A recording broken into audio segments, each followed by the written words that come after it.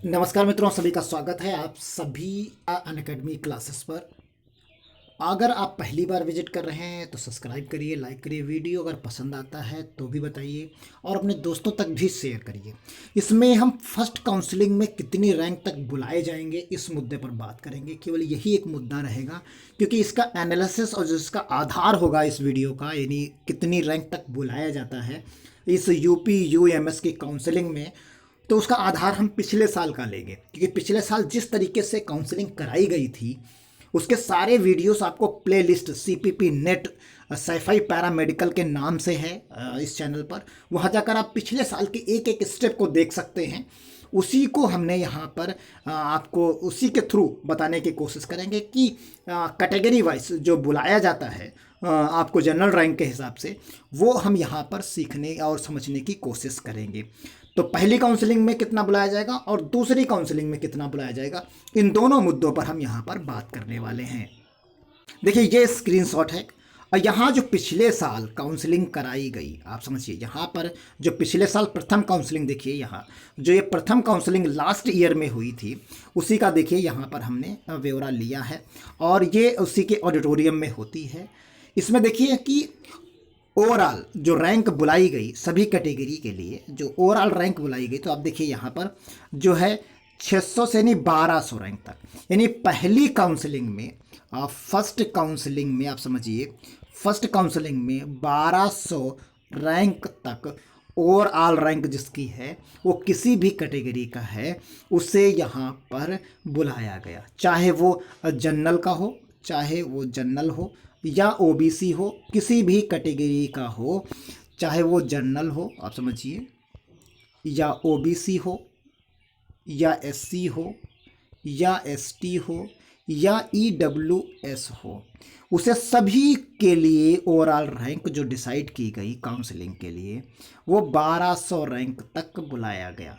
यानी 1200 रैंक वाले प्रथम काउंसलिंग में जो है शामिल हुए और उसको चरणबद्ध तरीके से बुलाया गया। अब देखिए यहाँ चरणबद्ध तरीके से बुलाया गया। पहले 100 लोगों को बुलाया गया पहले दिन, फिर 100 से लेकर 300 तक यानी 200 लोगों को बुलाया गया। यहाँ देखिए यहाँ 100 लोगों को बुलाया गया, फिर 200 लोगों को बुलाया गया, फिर उसके बाद 300 लोगों को बुलाया गया और 300 के बाद सीधे 600 लोगों को यहाँ पर बुला लिया गया। तो ये है। और उसके बाद सीट्स का भी ब्यौरा मिलता है और अंतिम पात्र देखिए एसटी श्रेणी की ओवरऑल रैंक 1201 से अंतिम रैंक तक। और जो एसटी का यहाँ पर है, देखिए यहाँ जो एसटी का आपका कैंडिडेट है आखिरी में, चाहे वो इन हैंडीकैप्स में आ रहा हो या जो है वो एसटी में आ रहा हो, तो एसटी का जितना पंजीकरण कर दिया, यानी इसमें पंजीकरण होता है पहले, और पंजीकरण जितने लोगों ने कर दिया था वो सभी को बुला लिया गया। देखिए इस तरीके से काउंसलिंग की सूचना यहाँ पर जो है प्रोवाइड कराई जाती है, पूरी विधिवत सूचना होती है। यहाँ देखिए ये द्वितीय काउंसलिंग की बात यहाँ पर की जा रही है, जो सेकंड काउंसलिंग है उसकी यहाँ पर जानकारी दी जाए। अब देखिए यहाँ पर जो सेकंड काउंसलिंग है तो वहाँ तो 1200 आपने देख लिया कि 1200 तक जो है 1200 तक वहाँ जो है सभी को बुलाया गया था पहली काउंसलिंग, ये फर्स्ट काउंसलिंग में थी। सेकंड काउंसलिंग की अगर हम बात करें तो यहाँ 1201 से लेके 1800 तक जो है यहाँ बुलाया गया, यानी सेकंड काउंसलिंग में 600 लोग बुलाए जा गए। फिर उसके बाद यहाँ पर आप देख सकते हैं कि जो कैंडिडेट्स थे सेकंड काउंसलिंग में उसमें 1801 से लेके 2500 तक ओवरऑल रैंक तक जो है केवल एससी और ओवरऑल रैंक 2500 से लेकर 4000 तक, तो ये ओवरऑल रैंक तक बुलाए गए। तो जितने पंजीकृत संख्या का अभ्यर्थी थी वो 1800 तक और ओवरऑल रैंक तक जो बुलाए गए वो जो है 1801 से लेकर अगले दिन, यानी टोटल कैंडिडेट अगर आप देखें एक एनालिसिस करें तो प्रथम काउंसलिंग यानी फर्स्ट काउंसलिंग में 1200 कैंडिडेट बुलाए गए अलग अलग दिनों में। सेकंड काउंसलिंग में बात की जाए तो ये टोटल यही संख्या जो जनरल रैंक थी ये 1200 से लेके ओवरऑल 2500 रैंक तक बुला ली गई।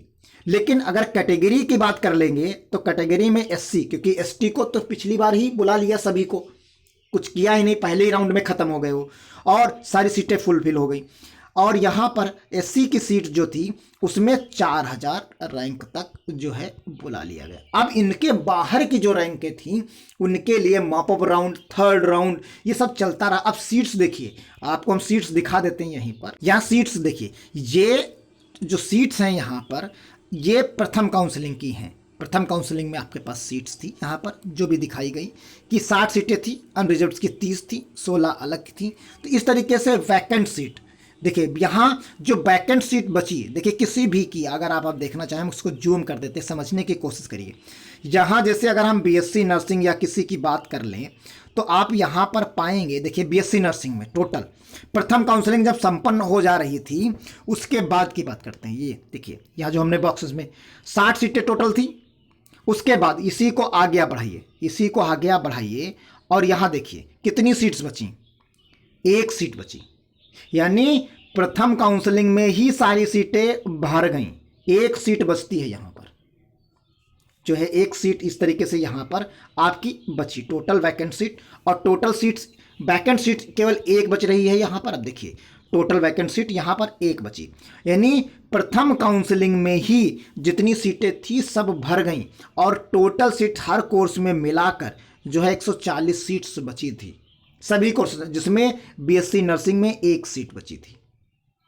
अब आप समझिए कि कितनी ज़्यादा जा सकती है, बहुत कुछ ज़्यादा नहीं जाने वाला है, केवल कैटेगरी में ही ज़्यादा दूर तक जाता है, बाकी में जो है एज इट इज़ यही रहता है। तो यहाँ जो प्रथम और द्वितीय काउंसलिंग, प्रथम काउंसलिंग में ही जो सीटें मैक्सिमम अच्छी सीट्स हैं वो सभी फुलफिल हो जाती हैं।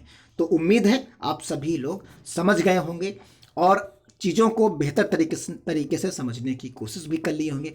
अगर अभी भी कोई डाउट है आपके दिमाग में तो बताइएगा कि कहाँ पर आपको समझ में नहीं आया, क्योंकि प्रथम काउंसलिंग, द्वितीय काउंसलिंग हमने दोनों का ब्यौरा दिया है और बाकी इसका ये जो ब्यौरा है ये 2020 का ब्यौरा हमने दिया है। तो इसी आधार पर इसी तरीके से 2021 में भी काउंसलिंग होगी, सेम वही, बहुत ज़्यादा अंतर नहीं आता है। 19-20 का अंतर रहता है, प्लस माइनस थोड़ा सा डिफरेंस रहता है।